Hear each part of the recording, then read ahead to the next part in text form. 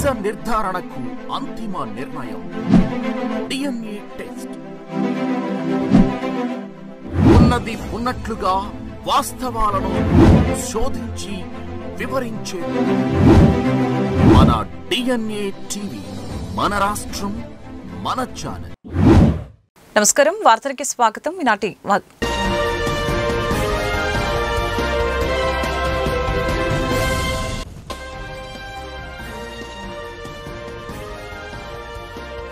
నగరంలో జిఎఫ్ఎస్టీ tourism conclave లో పాల్గొన్న సీఎం చంద్రబాబు క్యారవాన్ పర్యటన వాహనాలని జెండా ఊపి ప్రారంభించిన సీఎం సామాన్యులకు అందుబాటులో ఉండేలాగా చూడాలని అధికారులకి సూచన.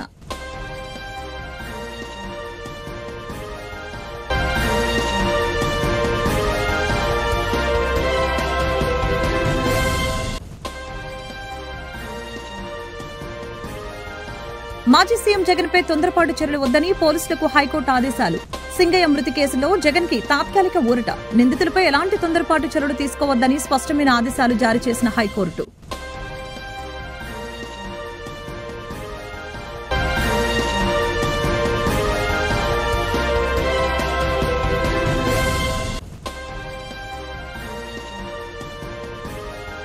సీఎం చంద్రబాబు దార్శనికత తెలుగు రాష్ట్రాల అభివృద్ధికి ఓ గొప్ప వరమన్న రామ్దేవ్ బాబా. సృజన, ప్రొడక్టివిటీ, ప్రొఫెషనలిజం, సమర్థత, నిబద్ధత వంటి అంశాలకు కేర్ ఆఫ్ అడ్రస్ చంద్రబాబు అని కితాబు. విజయవాడలో నిర్వహించిన జిఎఫ్ఎస్టీ టూరిజం కాంక్లేవ్ లో ముఖ్యమంత్రి చంద్రబాబు నాయుడు పాల్గొన్నారు. క్యారవాన్ పర్యటన వాహనాలను సీఎం జెండా ఊపి ప్రారంభించారు. అనంతరం బస్సు ఎక్కి పరిశీలించారు. సామాన్యులకు అందుబాటులో ఉండేలాగా చూడాలని సీఎం అధికారులకు సూచనలు చేశారు. ఉమ్మడి రాష్ట్రంలో ఫ్యాక్షనిజం కానీ, రౌడీజం కానీ, నక్సలిజం కానీ, ఇంకో పక్క కమ్యూనల్ వైలెన్స్ కానీ, ఇంకో పక్క స్మగ్లర్లు కానీ, మాఫియా కానీ అందరిని కూడా పూర్తిగా కంట్రోల్ చేశాం. నేను ఎప్పుడు కూడా ఎప్పటికప్పుడు టెక్నాలజీ కూడా ఉపయోగించుకోవాలి. ఈరోజు మనందరూ ఇక్కడ ఉన్నారు. నేను హైదరాబాద్లో ఎవరు ఆలోచించినప్పుడు హైటెక్ సిటీ, ఇన్ఫర్మేషన్ టెక్నాలజీ ఆలోచించాను. ఆ రోజు బిల్ క్లింటన్ వస్తే సైబరాబాద్ నగరాన్ని ఆ రోజే ఇనాగరేట్ చేశాం. వాజ్పేయి గారి దగ్గర హైటెక్ సిటీ ప్రారంభోత్సవం చేశాం. నేను 25 సంవత్సరాలు 30 సంవత్సరాల కంటే ముందు ప్రారంభించినటువంటి ఆ కార్యక్రమం ఇప్పుడే మిత్రుడు సూర్య గారు చెప్పారు, సూర్య కొత్త గారు చెప్పారు. వీళ్ళందరూ బెనిఫిషరీస్ ఆ కార్యక్రమం వల్ల. నేను గర్వపడుతున్నా. బ్రహ్మాండంగా ప్రపంచం మొత్తం రాణిస్తున్నారు. పవర్ ఆఫ్ టెక్నాలజీ మీరు ఒక్కసారి చూస్తే 25 సంవత్సరాల్లో ఈరోజు హైదరాబాద్ నగరం వల్ల, ఐటీ వల్ల, నాలెడ్జ్ ఎకానమీ వల్ల దేశంలో హైయెస్ట్ పర్ క్యాపిటా ఇన్కమ్కి చిరునామా తెలంగాణ. అదే మరి మోస్ట్ లివబుల్ కండిషన్స్ ఉండే సిటీ హైదరాబాద్ సిటీ. ఈరోజు ఇవన్నీ చూసిన తర్వాత రాష్ట్ర విభజన తర్వాత ఆలోచించాను మళ్ళీ నెక్స్ట్ లెవెల్కి వెళ్ళాలని. 2023లో government of India quantum mission పెట్టారు. కానీ ఇంతవరకు పెట్టారు కానీ ముందుకు పోయే సమయంలో నేను చొరవ తీసుకున్నాను. ఫస్ట్ టైం మళ్ళీ క్వాంటమ్ వ్యాలీ కింద ఆర్టిఫిషియల్ ఇంటెలిజెన్స్కి ప్రాధాన్యత ఇచ్చి రాబోయే రోజుల్లో ప్రపంచం మొత్తం తెలుగు వారి సత్తా ఏంటో చాటబోతున్నామని మీ అందరికీ విజ్ఞప్తి చేస్తున్నా. మాజీ సీఎం జగన్ పై తొందరపాటు చర్యలు వద్దని పోలీసులకు హైకోర్టు ఆదేశాలు జారీ చేసింది. సింగయ్య మృతి కేసులో జగన్ కు తాత్కాలిక ఊరట లభించింది. నిందితులపై ఎలాంటి తొందరపాటు చర్యలు తీసుకోవద్దని న్యాయస్థానం తెలిపింది. ఈ మేరకు స్పష్టమైన ఆదేశాలు ఏపీ హైకోర్టు జారీ చేసింది. సీఎం చంద్రబాబు దార్శనికత తెలుగు రాష్ట్రాల అభివృద్ధికి ఓ గొప్ప వరమని రామ్దేవ్ బాబా కొనియాడారు. సృజన, ప్రొడక్టివిటీ, ప్రొఫెషనలిజం, సమర్థత, నిబద్ధత వంటి అంశాలకు కేర్ ఆఫ్ అడ్రస్ చంద్రబాబు అని తెలిపారు. చంద్రబాబు విజన్ మరెవరూ చేయటం లేదని ఖచ్చితంగా చెప్పగలనని రామ్దేవ్ బాబా వెల్లడించారు. पंखा भी चलाने की जरूरत नहीं. हमारे ऊपर क्या है वो जहां ऋषिकेश के ऊपर क्या है जहां खूब लोग घूमने जाते हैं, मसूरी. ये मसूरी से भी ज्यादा अच्छा वेदर यहां पर है. हमारे हिमालय से भी ज्यादा अच्छा वेदर. अभी आर्को में हम गए तो मैंने कहा कितना वेदर, बोले जी माइनस पर भी जाता है और इधर 25 भी रहता है. कितना अच्छा है.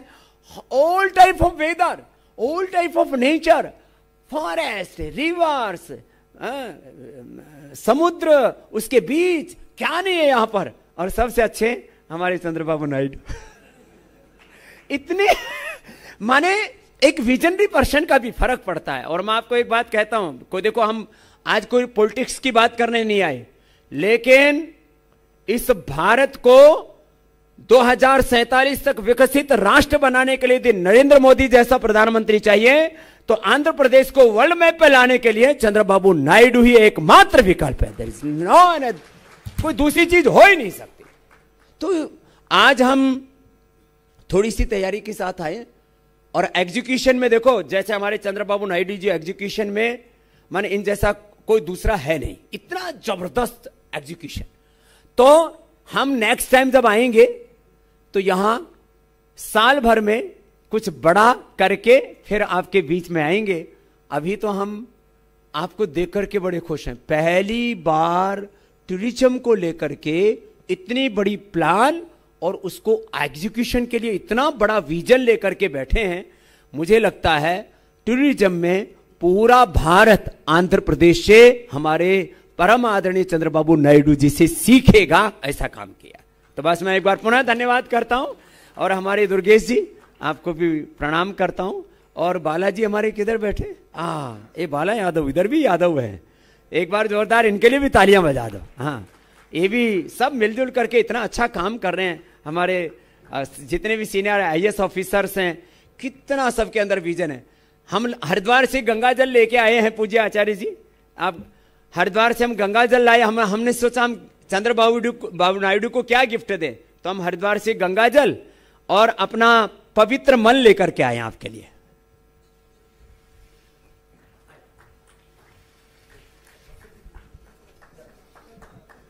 బాబా రామ్దేవ్ జీ హరిద్వార్ నుంచి పవిత్రమైన గంగా నది తీర్థాన్ని, మరి ముఖ్యంగా అన్నిటికన్నా శ్రేష్టమైన నిర్మలమైన మనస్సును వారికి బహుమానంగా తెచ్చారన్నారు బాబా రామ్దేవ్ జీ.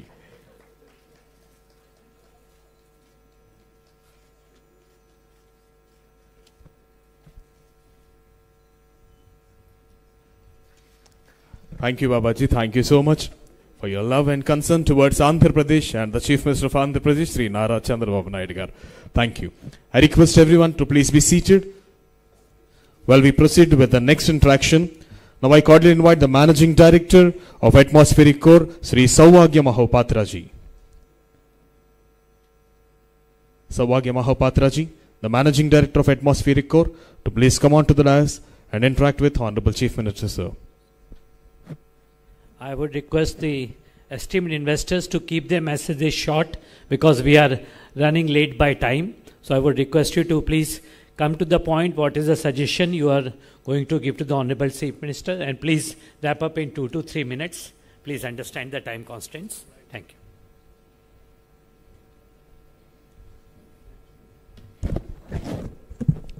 యాభై రోజుల తర్వాత ఈ రోజు ఉదయం తిరుపతి వెంకటేశ్వర స్వామిని, కోల్హాపూర్ లక్ష్మి అమ్మవారిని దర్శించుకొని ఇంద్రకీలాద్రిపై వేంచేసి ఉన్న కనకదుర్గమ్మను దర్శించుకోవడం ఆనందంగా ఉందని పశ్చిమ ఎమ్మెల్యే సుజనా చౌదరి వెల్లడించారు. దేవాదాయ శాఖ మంత్రి ఆనం రామనారాయణ రెడ్డితో మాట్లాడి దుర్గమ్మ సన్నిధిలో జరిగే శాకంబరి ఉత్సవాలను అత్యంత వైభవంగా జరిగే విధంగా కృషి చేస్తానని అన్నారు. అందరూ బాగుండాలి, అందులో నేనుండాలి అని అమ్మవారిని కోరుకున్నానని చెప్పారు. తిరుపతి తిరుమలలో వెంకటేశ్వర స్వామి గారి దర్శనం చేసుకొని తర్వాత కోల్హాపూర్లో మహాలక్ష్మి గారి దర్శనం చేసుకొని మళ్ళీ అమ్మవారి దర్శనం కోసం రావడం జరిగింది. 3 చోట్ల కూడా చాలా బ్రహ్మాండంగా దర్శనాలు జరిగినాయి. ప్రజలందరూ కూడా సుభిక్షంగా ఉండాలని చెప్పి, అందులో నేను ఒకటిగా ఉండాలి, తర్వాత ప్రజలకు ఇంకా ఎక్కువ సేవ చేసే అవకాశాలు ఇవ్వాలని భగవంతుడిని మనస్ఫూర్తిగా కోరుతున్నాను. చాలా బాగుంది.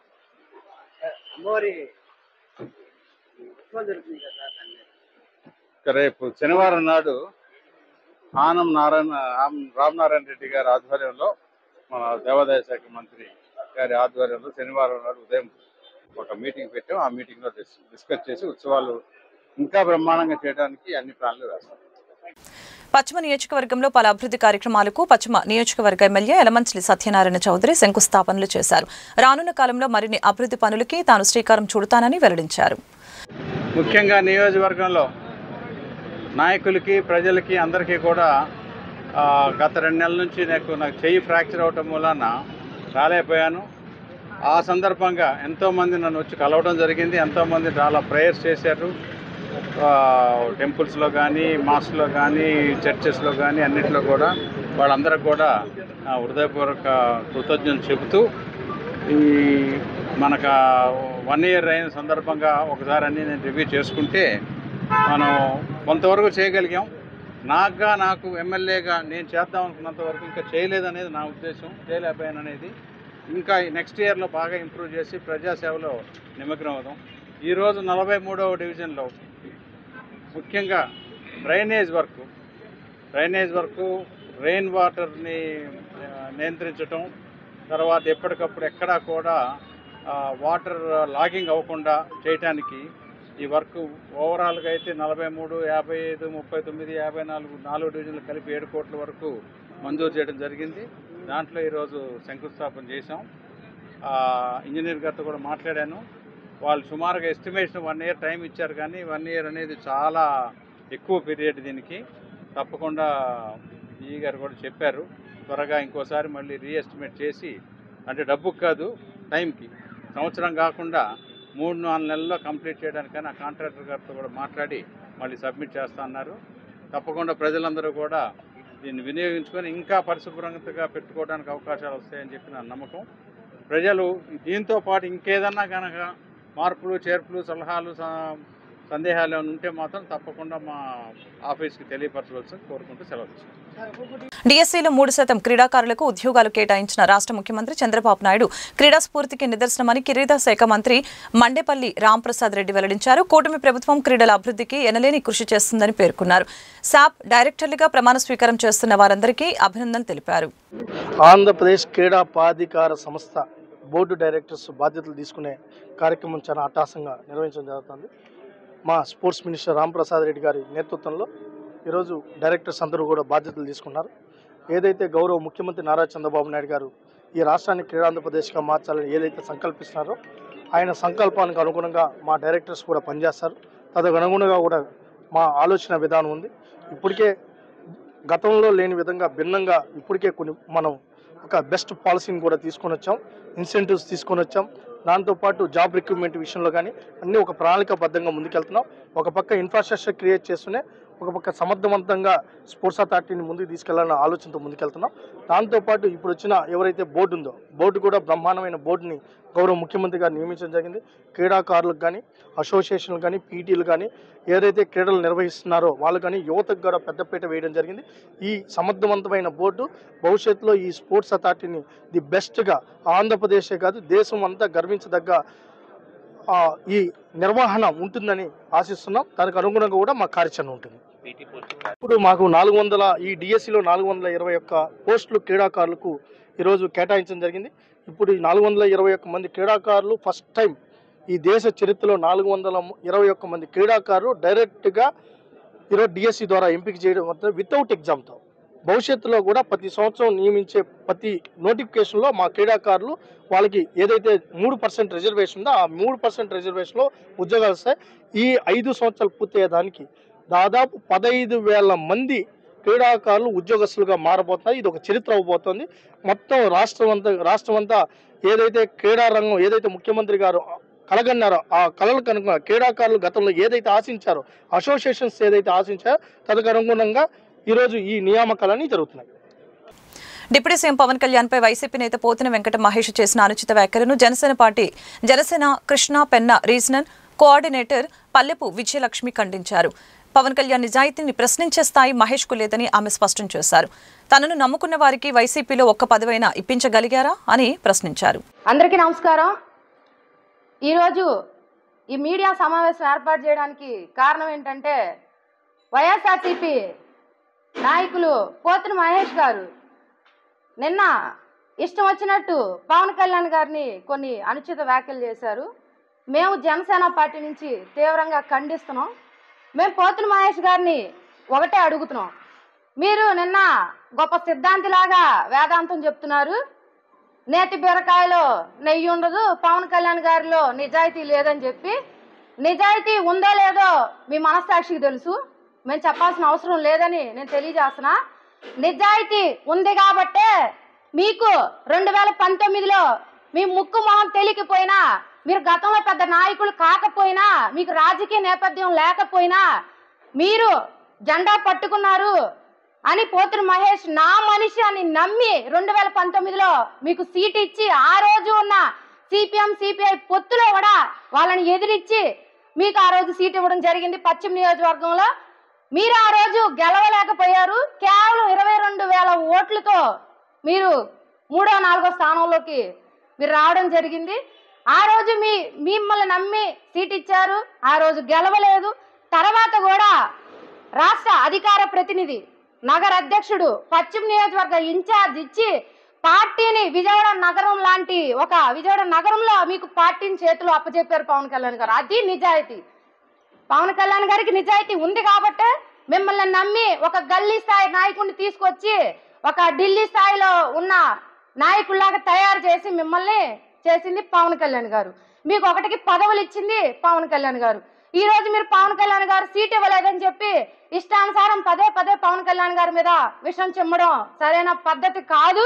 ఎందుకంటే మీరు గత సంవత్సరం నుంచి మీరు వెనక్కి వెళ్తే మీకు సీట్ ఇవ్వలేదని చెప్పి మీరు రోడ్లెక్కి నిరసన చేస్తున్నప్పుడు కూడా నరేంద్ర మోడీ గారు చిలకలూరిపేట సభకు వస్తున్నప్పుడు మిమ్మల్ని ఎయిర్పోర్ట్కి వెళ్ళి రిసీవ్ చేసుకోవడానికి కూడా ఆ రోజు మిమ్మల్ని నమ్మి పంపించిన గొప్ప మనసున్న మనిషి పవన్ కళ్యాణ్ గారు.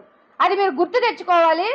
ఇష్టానుసారంగా మాట్లాడడం అది సరైన పద్ధతి కాదని నేను తెలియజేస్తూ, మీరు మాట్లాడుతున్నారు జగన్మోహన్ రెడ్డి గారు. మాజీ కేంద్ర మంత్రి కాంగ్రెస్ పార్టీ సీనియర్ నేత చింతామోహన్ మాట్లాడారు. కూటమి ప్రభుత్వం నూతన విద్యా విధానం ప్రాథమిక పాఠశాలల మీద కుట్ర పన్నుతుందని ఆరోపించారు. గత సంవత్సరంలో 5,000 ప్రాథమిక పాఠశాలని తగ్గించింది. ఈ సంవత్సరం మరొక 5 పాఠశాలల్ని తగ్గించాలని చూస్తూ ఉంది అని మండిపడ్డారు. 3-4 సంవత్సరాలలో 35,000 ప్రాథమిక పాఠశాలల్ని తగ్గించి 10,000కు కుదించారని ఈ సందర్భంగా మండిపడ్డారు. స్వాతంత్ర భారతదేశంలో పేదవాడికి అన్యాయం జరగకూడదు.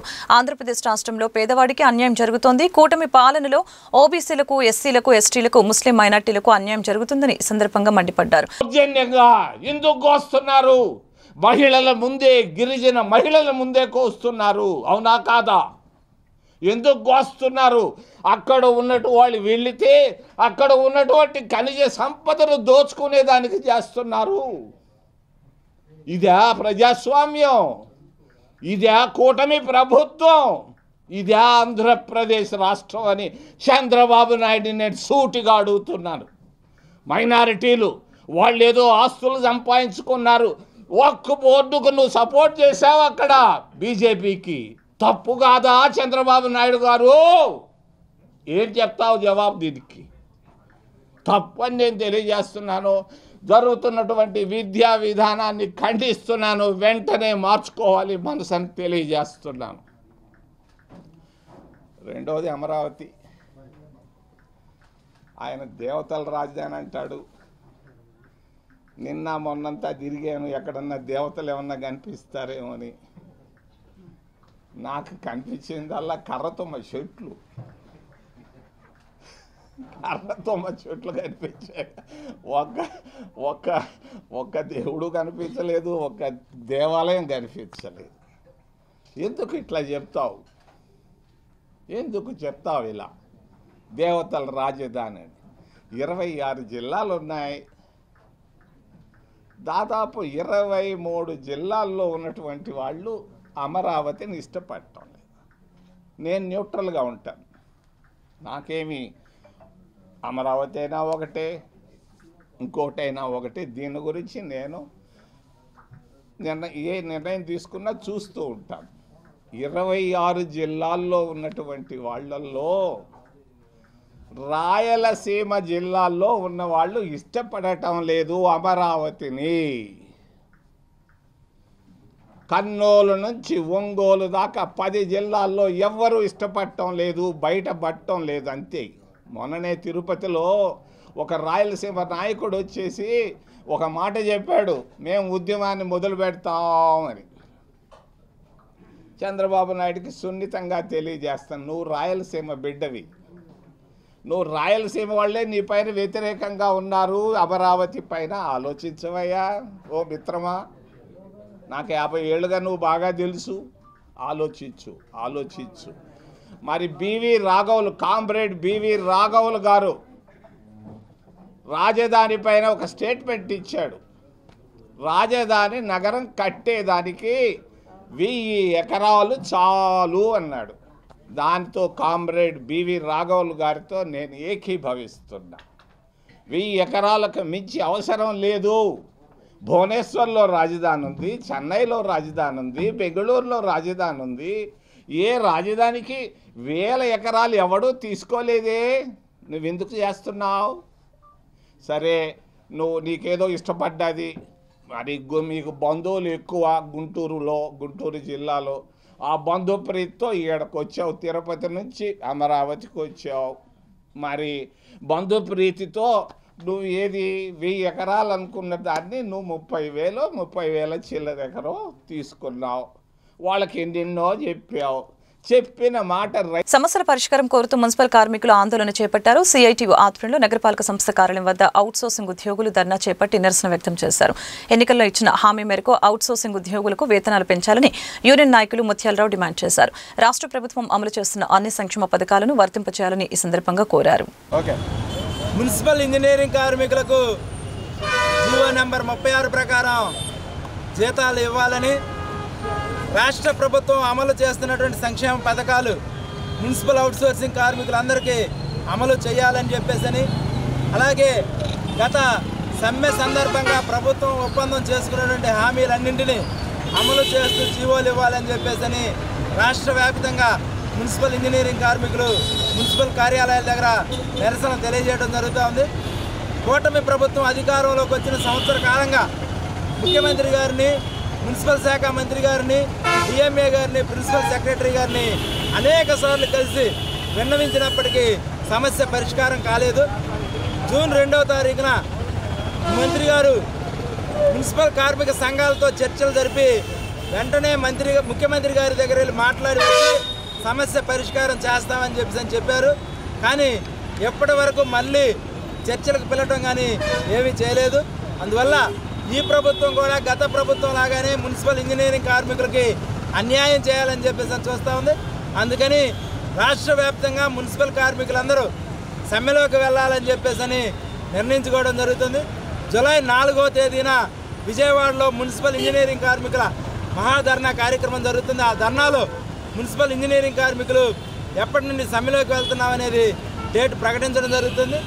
రాష్ట్ర ప్రభుత్వం ఇంజనీరింగ్ కార్మికులకు సంబంధించి జీతాల పెంపుదల చేయకపోతే సమ్మెలోకి వెళ్తాం. సమ్మె సందర్భంగా జరిగేటటువంటి పరిణామాలకి రాష్ట్ర ప్రభుత్వమే బాధ్యత వహించాలని చెప్పేసి హెచ్చరిస్తా ఉన్నాం. గుంటూరు పశ్చిమ నియోజకవర్గంలో పలు అభివృద్ధి పనులకి శంకుస్థాపన కార్యక్రమాలు జరిగాయి. శ్రీనివాసరావుపేట, సంపత్నగర్ ప్రాంతాల్లో 1,50,00,000తో నిర్మించనున్న సీసీ రోడ్లు, డ్రైన్లకు ఎమ్మెల్యే గల్లా మాధవి, మేయర్ కోవలముడి నాని భూమి పూజ చేశారు. అభివృద్ధి పనులు సకాలంలో పూర్తి చేసి వర్షాకాలంలో ప్రజలకు ఇబ్బందులు లేకుండా చూడాలని అధికారులను ఆదేశించారు. దశలవారీగా అన్ని డివిజన్లలో మౌలిక సదుపాయాలు కల్పిస్తామని ఎమ్మెల్యే, మేయర్ స్పష్టం చేశారు. శాసనసభ్యులు గౌరవనీయులు గల్లా మాధవి గారి ఆధ్వర్యంలో వెస్ట్ డివిజన్లో 20వ డివిజను, 22వ డివిజన్లో ఈరోజు సుమారు 1,34,00,000తో శంకుస్థాపన కార్యక్రమాలు ఎమ్మెల్యే గారి ఆధ్వర్యంలో జరుగుతుంది. ఎమ్మెల్యే గారు ఎక్కడైతే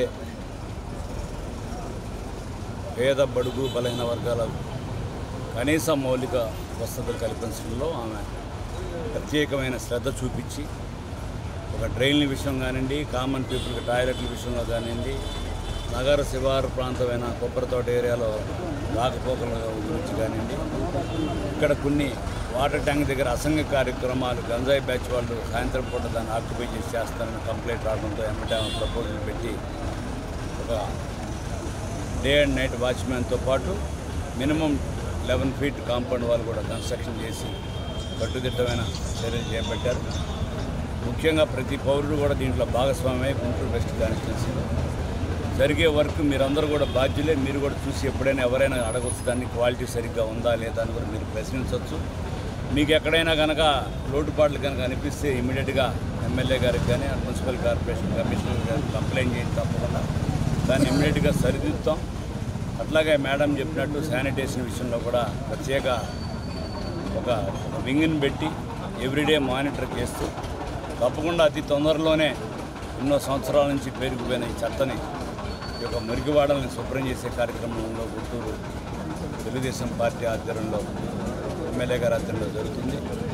అట్లాగే మా నారా చంద్రబాబు నాయుడు గారు కూడా గుంటూరు యొక్క ఏవైతే నగరపాలక సంస్థకు చెందిన 3 కాన్స్టిట్యున్సీలు ఉన్నాయో ఆయన ప్రత్యేక శ్రద్ధ చూపించి ఆ శ్రద్ధలో భాగంగా ఒక బడ్జెట్ విషయంలో కానివ్వండి దేనిల విషయంలో కానీ ఎటువంటి లోటుపాట్లు లేకుండా ఈ గుంటూరు మున్సిపల్ కార్పొరేషన్ బడ్జెట్ 500 కోట్ల పైచలకు బడ్జెట్ ఇది. ఇమ్మీడియట్గా కాంట్రాక్టులందరూ కూడా మీరు నాణ్యమైన వర్క్ చేయాలి. మీరు ఏదో ఇంతకు ముందులాగా ఏదో పిచ్చి వర్కులు చేసి పిచ్చి బిల్లులు పెట్టుకుంటారంటే మాత్రం ఇక్కడ కుదరదు. ఇక్కడ ప్రతి సామాన్యుడు మిమ్మల్ని గమనిస్తుంటాడు. దయచేసి మిమ్మల్ని వార్నింగ్ అనండు మీరు శ్రద్ధగా భక్తిగా మన యొక్క ప్రాంతాన్ని మనం డెవలప్ చేసే విధంగా మీరు దీన్ని అభివృద్ధి చేస్తారని ఇక్కడ సహకరించిన తెలుగుదేశం పార్టీ కూటమి నాయకులందరూ కూడా పేరు పేరున ధన్యవాదాలు తెలియజేస్తున్నాను. Thank you. ఈరోజు శ్రీనివాసరావుపేటలోని మనకి వాటర్ ట్యాంకులు కాంపౌండ్ వాళ్ళు మరి అదేవిధంగా టాయిలెట్స్ని ఎప్పటి నుంచో అడుగుతున్నారు. ఇక్కడ స్థానికంగా వాటిని ఏర్పాటు చేసుకోవడం జరుగుతుంది. 17 లక్షల రూపాయల అమౌంట్తో. అదేవిధంగా రోడ్స్ అండ్ డ్రైన్స్ కూడా ఏర్పాటు చేసుకోవడం జరుగుతుంది. మొత్తం 22వ డివిజన్లో 39 లక్షల రూపాయల వర్క్స్ ఈరోజు శంకుస్థాపన చేసుకోవడం జరిగింది. అదేవిధంగా కొబ్బరి తోట ఏరియాలో మరి ఎప్పటి నుంచో ప్రజల చిరకాల వాంఛ అది ఎక్స్టెన్షన్ అయిపోయిన పరిస్థితుల్లో అక్కడ రోడ్డు డ్రైన్స్ లేని పరిస్థితి, చాలా అధ్వానంగా ఉన్న పరిస్థితి. దానికి కూడా ఈరోజు శంకుస్థాపన చేసుకొని అది కూడా 1 కోటి రూపాయల పైన వర్క్ని దానికి కూడా శంకుస్థాపన చేసుకోవడం జరుగుతుంది. ఓవరాల్గా ఈరోజు 1,39 లక్షల రూపాయల వర్క్స్కి శంకుస్థాపన చేసుకోవడం జరుగుతుంది. కంప్లీట్ ఈ ఏరియా మొత్తం కూడా ఎప్పటి నుంచో డౌన్లో ఉండడం వల్ల కాస్త వర్షానికి మునిగిపోతున్న పరిస్థితి కూడా కనపడుతూ ఉంది. డ్రైన్స్ కూడా ఇంకా మరిన్ని వేసుకోవాల్సిన అవసరం ఉంది. ఎప్పుడో టెండర్స్ వచ్చి ఇంకా వర్క్ నిమిత్తం రాని వాళ్ళందరినీ కూడా రీసెంట్గా అందరి టెండర్స్ని క్యాన్సిల్ చేసి మళ్ళీ కొత్తగా ఫ్రెష్గా వేసుకునే లాగా కమిషనర్ గారు మేయర్ గారు చేయడం జరిగింది. ఏదేమైనప్పటికీ చాలా ఫాస్ట్గా ఇక్కడున్న వర్క్స్ అన్నీ కూడా పూర్తి చేసుకొని స్థానికంగా అందరికీ సౌకర్యార్థం ఈ రోడ్స్ని డ్రైన్స్ని తీసుకొచ్చే ప్రయత్నం చేస్తాము. ఇక శానిటేషన్ కూడా ఇక్కడ చాలా పూర్గా ఉందనే చెప్పుకోవచ్చు. 21, 22, 25 ఇలా కొన్ని డివిజన్స్లో శానిటేషన్ కొంచెం మెరుగవ్వాల్సిన పరిస్థితి ఉంది. నిత్యం కూడా దాని మీద కూడా సమీక్ష సమావేశాలు పెట్టి దాన్ని స్ట్రీమ్లైన్ చేసే ప్రయత్నం ఆల్రెడీ స్టార్ట్ చేశాము.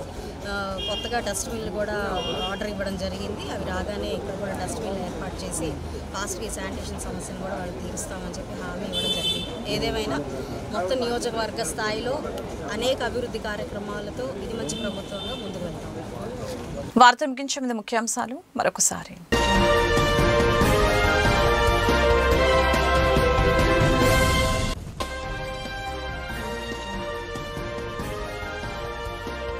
నగరంలో జీఎఫ్ఎస్టీ టూరిజం కాంక్లేవ్ లో పాల్గొన్న సీఎం చంద్రబాబు. క్యారవన్ పర్యటన వాహనాలని జెండా ఊపి ప్రారంభించిన సీఎం. సామాన్యులకు అందుబాటులో ఉండేలాగా చూడాలని అధికారులకి సూచన.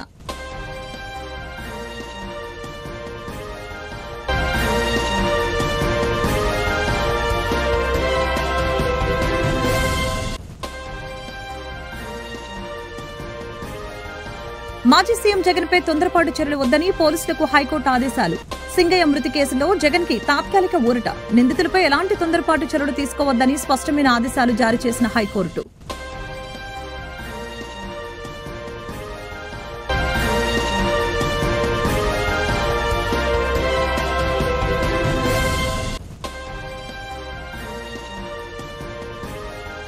సీఎం చంద్రబాబు దార్శనికత తెలుగు రాష్ట్రాల అభివృద్ధికి ఓ గొప్ప వరమన్న రామ్దేవ్ బాబా. సృజన, ప్రొడక్టివిటీ, ప్రొఫెషనలిజం, సమర్థత, నిబద్ధత వంటి అంశాలకు కేర్ ఆఫ్ అడ్రస్ చంద్రబాబు అని కితాబు. ఈ వార్తలు ఇంతటితో సమాప్తం. మరొక బులెటిన్ మళ్ళీ కలుద్దాం. నమస్కారం.